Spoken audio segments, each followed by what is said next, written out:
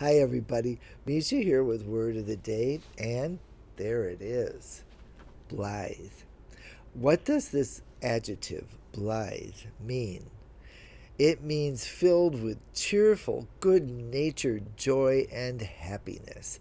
Now, you would think that this word would always be positive, but actually, it's kind of a tonal chameleon.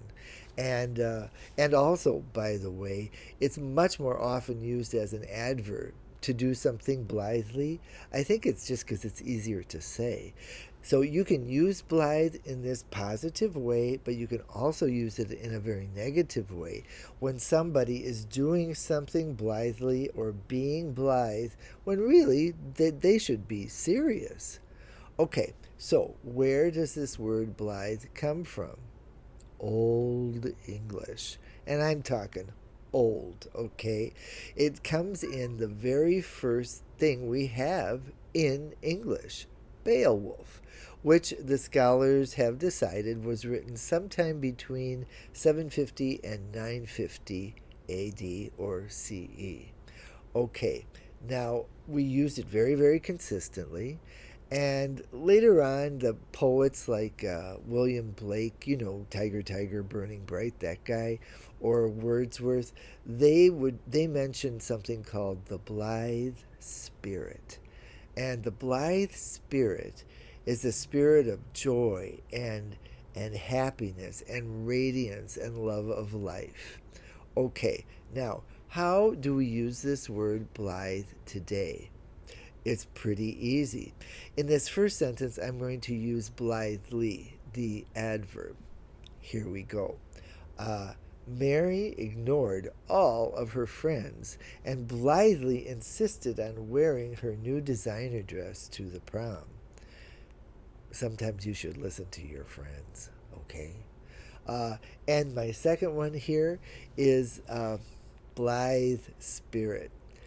In 1941, Noel Coward, the great British playwright and songwriter, wrote a play called Blithe Spirit, in which a very, very interesting dead ghostly wife comes back and blithely causes her living husband a whole lot of trouble. What's blithe about this more than anything was the fact that the British blithely put on Blithe Spirit in the middle of the Nazi blitzkrieg of London. They wrote the play, or no, Coward wrote the play, but the British put it on and showed up and went to the theater in spite of those bombs. I really admire that. Okay, use blithe or blithely in the comments, and I'll see you later. If you're going to buy books, don't go to the big boys. Let's support independent booksellers and buy books like this one, Beowulf by Seamus Heaney. He's the Irish poet who translated this from Old English to modern English. This is a bilingual edition, by the way. Or perhaps you might want to buy a book like this one, Mouse, a fantastic book taught in many high schools and banned in many others. So you know it's good, okay? And remember, you want to support independent booksellers at bookshop.org/shop/word of the day. I got the whole thing out. I just had to close my eyes to do it. God knows why. Okay, see you later.